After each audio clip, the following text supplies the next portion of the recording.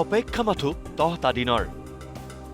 advantage Assam 2.0 সন্মিলনলৈ সাজু হৈছে মহানগৰ দেশ বিদেশৰ আমন্ত্ৰিত অতিথি বিনিয়োগকাৰীক আদৰিবলৈ সম্পূৰ্ণ সাজু অসম চৰকাৰ অভ্যাগতৰ বাবে খানাপাৰাত সাজু কৰি ৰখা হৈছে বিলাসী ব্ৰেণ্ডৰ ইখনৰ পিছত সিখন বাহন অসমৰ সকলো নৱপ্ৰজন্ম যুৱক যুৱতী ছাত্ৰ ছাত্ৰী সকলোকে এখন ভাইব্ৰেণ্ট অসম নিৰ্মাণৰ ক্ষেত্ৰত সকলোৱে হাতে হাত ধৰি যাতে আগবাঢ়ি আহে তাৰ কাৰণে আহ্বান জনাইছোঁ আৰু সেই ভাইব্ৰেশ্যন মই ভাবোঁ অহা 24 তাৰিখে হ'ব 25 তাৰিখে হ'ব 26 তাৰিখে হ'ব এতিয়া আৰু উত্তৰ পূৰ্বাঞ্চল ৰৈ নাথাকে 25 আৰু 26 ফেব্ৰুৱাৰী অসমৰ ঔদ্যোগিক ক্ষেত্ৰখনত উদয় হ'ব নতুন সূৰুজৰ কাৰণ 25 ফেব্ৰুৱাৰীৰ পৰা গুৱাহাটীত আৰম্ভ হ'ব এডভান্টেজ আছাম 2.0 সন্মিলনৰ সেয়ে ৰাজ্যৰ ৰাজধানীত এতিয়া চালে চকুৰোৱা আকৰ্ষণ ঘাইপথ পদপথৰ দেৱাল সকলোতে লাগিছে চূণ তেল মানুহ বহুত লাগিছে মোটামুটি 3000-4000 মান আছে মানে ৰাতিপুৱা 10 বজাৰ পৰা ৰাতি 10টালৈ পুৰা কাম চলি থাকে এইবাৰৰ এডভান্টেজ আছাম 2.0 সন্মিলনত বিশেষভাৱে গুৰুত্ব পাব ৰাজ্যৰ থলুৱা উদ্যোগীসকলে অসমৰ থলুৱা উদ্যোগীসকলেও এইবাৰৰ এডভান্টেজ আছাম 2.0ৰ অংশীদাৰী হৈ বিনিয়োগ কৰাৰ সুবিধা পাব উদ্যমী উদ্যোগীসকলক এখন প্লেটফৰ্ম দিবলৈ মুখ্যমন্ত্ৰীয়ে হাতত লৈছে উল্লেখনীয় পদক্ষেপ য'ত 5 লাখ টকাৰ পৰাও বিনিয়োগ কৰাৰ সুযোগ পাব অসমৰ থলুৱা উদ্যোগীয়ে সন্মিলনৰ পূৰ্বেই এই ভাল খবৰ দিলে উদ্যোগ মন্ত্ৰী বিমল বৰাই ডক্টৰ হিমন্ত বিশ্ব শৰ্মা ডাঙৰীয়াই অনুভৱ কৰে আৰু আশা কৰে যে বৃহৎ বিনিয়োগৰ সমান্তৰালকৈ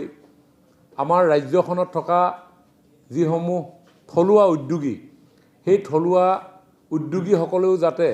এই এডভান্টেজ আছামৰ পৰা সুফল লাভ কৰিবলৈ সক্ষম হয়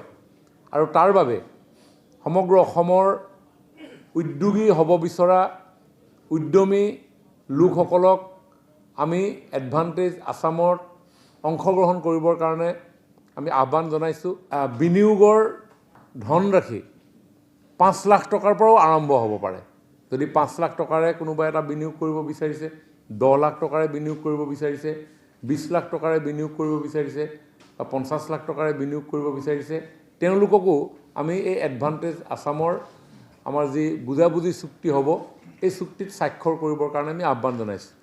অসম এখন অতিথিপৰায়ণ ৰাজ্য সেয়ে বিমানবন্দৰৰ পৰা হোটেললৈ হোটেলৰ পৰা সন্মিলনৰ স্থলীলৈ সকলোতে থাকিব অসমৰ চহকী কৃষ্টি সংস্কৃতিৰ মেটমৰা সম্ভাৰ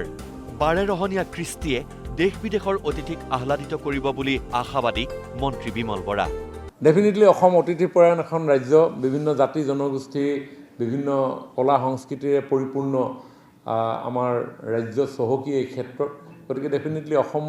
অসমৰ পবিত্ৰ ভূমিত যেতিয়া তেওঁলোকে পদাৰ্পণ কৰিব ডেফিনেটলি তেখেতসকল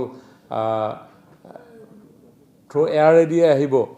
গতিকে আমাৰ গোপীনাথ বৰদলৈ আন্তৰ্জাতিক বিমানবন্দৰত তেওঁলোকক উষ্ম আদৰণি জনাবৰ কাৰণে আমি ইতিমধ্যে উদ্যোগ গ্ৰহণ কৰিছোঁ আৰু আমি ঢোলেৰে আদৰণি জনাম আমি বড়ো সংস্কৃতিৰে আদৰণি জনাম ৰাভা সংস্কৃতিৰে আদৰণি জনাম আমাৰ সত্ৰীয়া নৃত্যৰে তেওঁলোকক আদৰণি জনাম গতিকে সেইখিনি আমি খুব ধুনীয়াকৈ যাতে অসমৰ ইমেজ সমগ্ৰ বিশ্বত বিয়পি পৰে তাৰ কাৰণে আমাৰ প্ৰয়াস অব্যাহত থাকিব নকইনাৰ দৰে সজাই তোলা গুৱাহাটীত এতিয়া খদমদম পৰিৱেশ খানাপাৰাত যুদ্ধকালীন তৎপৰতাৰে চলিছে প্ৰস্তুতি অতিথিক আদৰিবলৈ সম্পূৰ্ণৰূপে সাজু হৈ আছে অসম চৰকাৰ প্ৰতিজন আমন্ত্ৰিত অতিথিৰ বাবে থাকিব অসমৰ প্ৰাকৃতিক সৌন্দৰ্য উপভোগ কৰাৰ বিশেষ সুবিধাও ডেফিনেটলি হাই এণ্ডৰ যথেষ্ট অতিথি আমাৰ ইয়ালৈ আগমন ঘটিব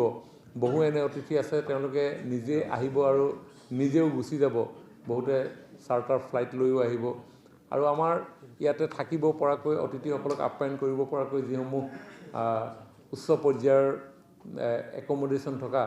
ব্যৱস্থা আছে সকলোখিনি আমি চৰকাৰৰ তৰফৰ পৰা ব্যৱস্থা কৰিছোঁ আৰু যিসকল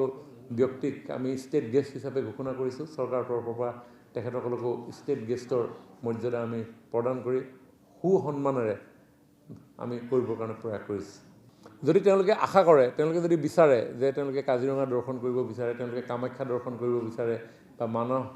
মানাহ তেওঁ যাব বিচাৰে বা চৰাইদেউলৈ যাব বিচাৰে আমি সকলো জিলা আয়ুক্তসকলক আমি ইতিমধ্যে এই ক্ষেত্ৰত সকলো সহযোগিতা আগবঢ়াবৰ কাৰণে আমি তেওঁলোকক সষ্টম কৰি ৰাখিছোঁ কেমেৰা পাৰ্চন প্ৰজেন হালৈৰ সৈতে গৌৰৱ জ্যোতি নেওগ নিউজ লাইভ গুৱাহাটী